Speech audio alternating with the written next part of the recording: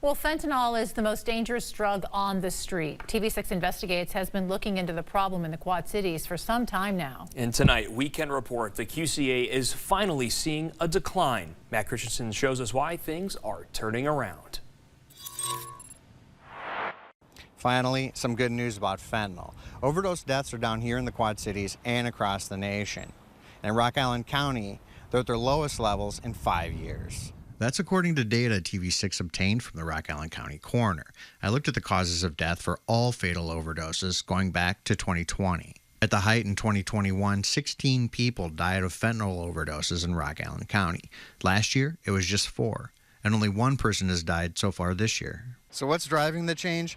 I talked today with folks in the coroner's office and folks at the state's attorney's office, and they said it's hard to say. But according to the CDC, overdose deaths are down 24% across the country. And here's why. Distribution of naloxone, a drug that can reverse an overdose, better access to treatment for substance use disorders, shifts in the illegal drug supply, and continued investments in prevention and response programs. Now, despite recent declines, overdose deaths remain the #1 cause of death for folks 18 to 44. Substance abuse experts say it's going to take a lot more investment in prevention, law enforcement, and treatment to make sure that decline keeps going.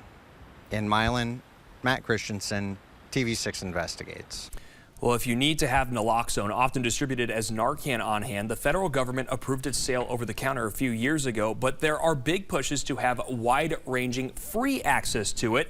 If you are rather looking at one example in Knox County, Illinois, this is one of 2 Narcan vending machines that give out Narcan for free. But sometimes it's not enough just to have Narcan. You also need to know how to give it to someone experiencing an overdose.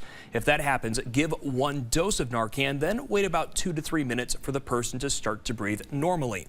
If they don't, give them another dose. And even though the overdose might be prevented or rather reversed with Narcan, you should still call 911 to get proper medical attention.